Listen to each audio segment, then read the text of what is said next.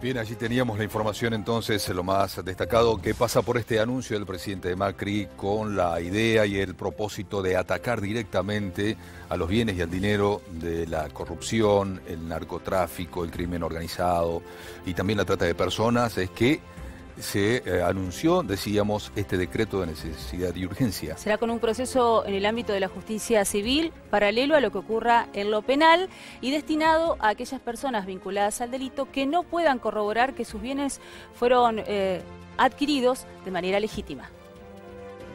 Hoy voy a firmar un decreto de necesidad y urgencia para avanzar con la extinción de dominio.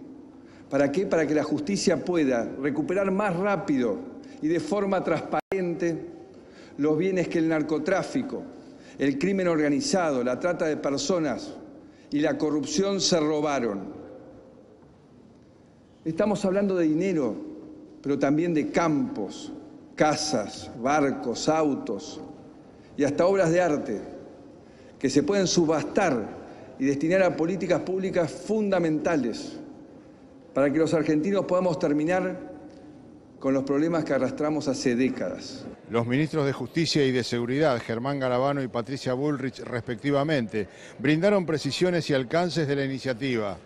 En esto lo que pretendemos es que la justicia civil pueda avanzar rápidamente, independientemente de la justicia penal, para lograr esto que ha reclamado la gente y viene reclamando y que el gobierno ha impulsado proyectos de ley que lamentablemente en estos años no salieron, que es recuperar lo que ha sido en definitiva sustraído de todos nosotros.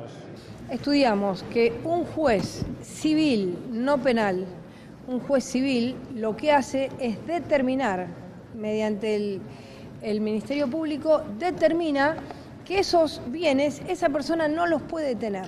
Es decir, invierte la carga de la prueba. Dice, ¿cómo va a tener este señor de la banda del tío que hoy fue agarrada en Pinamar con 30 kilos de cocaína, cómo puede ser que tenga todos estos bienes? No tiene que ver con su actividad. Entonces, eso independiza del proceso penal. Después de varios proyectos en el Congreso que no prosperaron, la decisión del Ejecutivo fue avanzar en la extinción de dominio a través de un decreto de necesidad y urgencia. Y para saber cuál es la opinión de Poder Ciudadano, está con nosotros Germán Emanuele. ¿Cómo te va? Gracias por acompañarnos. En principio, ¿qué opinión les merece el anuncio del día de hoy del presidente Mauricio Macri? Bueno, a ver, primero me parece que hay varios puntos a tocar. Obviamente que nosotros venimos desde Poder Ciudadano hace muchos años abogando e instando a que se trate una ley de extinción de dominio como una forma, como una herramienta más que tenga la justicia para poder perseguir no solamente los responsables de la corrupción, sino también poder recuperar lo que se le robó el Estado. ¿Qué es el concepto, esta noción de extinción de dominio? Bueno, la extinción de dominio es un instituto que se utiliza para eliminar el dominio de determinados bienes a una persona cuyos orígenes son ilícitos, ¿sí? Cuando la persona no puede comprobar la licitud de esos bienes, se considera que son ilícitos. Son mal habidos. Claro, cuando son delitos contra la administración pública, por ejemplo en este caso, pero después puede haber también, generalmente se regula con temas de terrorismo, que tenga que ver con lavado de dinero, etcétera, trata de personas, narcotráfico. Lo que se busca es tener herramientas eficaces y rápidas para poder recuperar el dinero mal habido, ¿sí? Para decirlo de alguna forma, y toda la renta que se ha generado con esos bienes. El hecho de que sea por decreto de necesidad y urgencia, ¿cambia en algo el fondo de la cuestión? Cambia en el sentido de que, como cualquier decreto de necesidad y urgencia, la Constitución es muy clara en relación con las facultades que tiene un presidente de la Nación, que tiene que ver con la imposibilidad de tener atribuciones legislativas.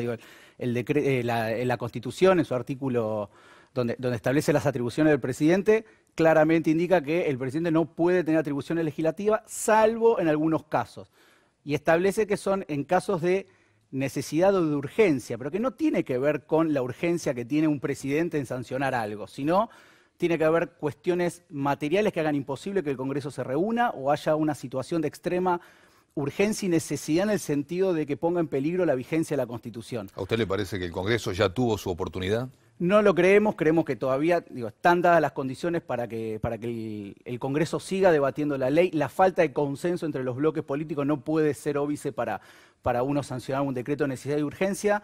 Y sacando del punto de vista jurídico más técnico, lo cierto es que es una temática que tiene mucha sensibilidad un proceso de extinción de dominio muchas veces colisiona con muchas garantías constitucionales, por lo tanto está en juego también el principio de inocencia, de debido proceso y retroactividad de la norma. Digo, Sí, no es lo mismo que esto lo lleve adelante un juez penal que un juez civil. Digo, hay un montón de características que hacen que la cuestión tenga que ser debatida en el Congreso. No es otro lugar el que tiene que ser debatido esto. ¿Los 20 años de retroactividad es importante como un aspecto fundamental de este anuncio? Sí, y ahí empiezan a jugar un montón de cosas. ¿Cuál es el criterio para tomar los años? ¿Por qué son 20 y no son 15? ¿Por qué no son 30? ¿Por qué no son 5? Digo, son un montón de discusiones que es el seno del Poder Legislativo donde se tienen que discutir. A mí me parece que todavía están, o por lo menos de nuestro lugar, están dadas las condiciones. Se confirmó que se iban a llamar a extraordinarias, se puede poner para la discusión en el Congreso, digo, se puede consensuar de otra manera, se puede elegir el mejor procedimiento posible, pero tiene que ser en el ámbito del Congreso y no a través de un decreto de necesidad de urgencia, porque incluso se vincula con materia de derecho penal y que está expresamente prohibido por la Constitución Nacional. Ahora, si la justicia actuara más rápido en el fuero penal, si hubiera respuestas más concretas respecto a este tipo de delitos o herramientas en todo caso, ¿sería más fácil avanzar en estos temas en el Congreso? Claramente, y esta es otra de las cuestiones, si la urgencia está dada porque la justicia tarda en las condenas, no es la vía para resolver ese problema, es un problema mucho más de fondo que tiene que ver con cómo se estructura el proceso penal. Digo, ahí está pendiente todavía la aplicación del Código Procesal Penal, que puede llegar a dar mayor celeridad a los procesos, pero la realidad es que emitiendo un decreto de necesidad de urgencia para la cuestión de extinción de dominio no va a resolver el problema de las condenas que demoran entre 15 y 20 años y a veces más, y muchas veces no terminamos con una sentencia. Entonces, me parece que tampoco resuelve el problema de fondo que tiene que ver con cómo se desenvuelve la justicia en casos de alta complejidad, como son los casos de corrupción. Consultarle dos cosas. Es un fuerte mensaje para la sociedad también, eso por un lado. Y por otro lado, ¿qué antecedentes hay en la región? Bien.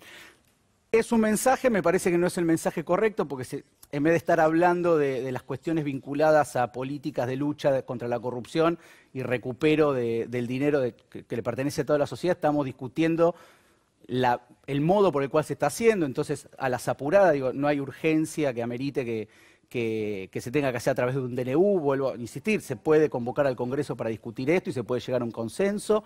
Y me parece, sí, tiene que ver también con lo que está pasando en la región, principalmente en países como Brasil o en Perú, en donde están llevando adelante procesos de estas características, pero obviamente lo hacen en un proceso que ya está estructurado, porque surgen un montón de preguntas. Por ejemplo, ¿cómo se administran esos bienes que se recuperan? ¿Quién lo va a hacer? ¿Cómo se van a rendir cuentas sobre esos bienes y el destino de esos bienes? ¿A dónde van a ir?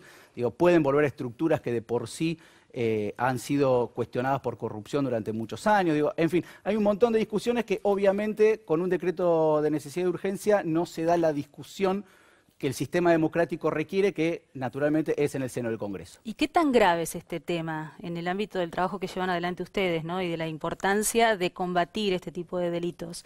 ¿Qué dimensión tiene?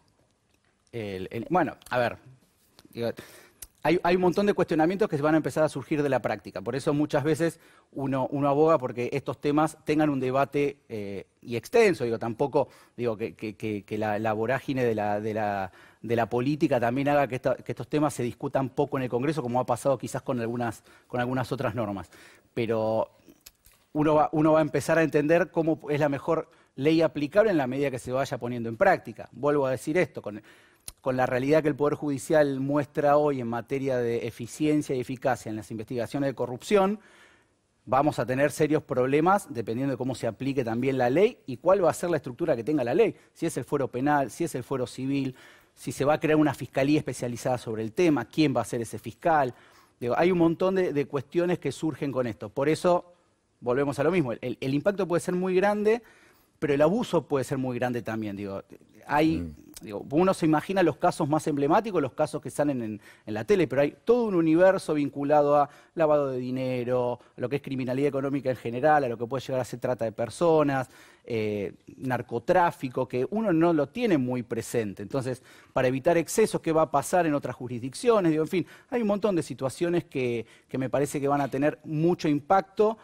Y uno trata de que los impactos negativos se minimicen. Claro. Me parece que con el decreto estamos yendo a contrario de lo que uno espera para políticas de estas características. Faltan algunos ajustes de procedimiento, se podría decir. Sí.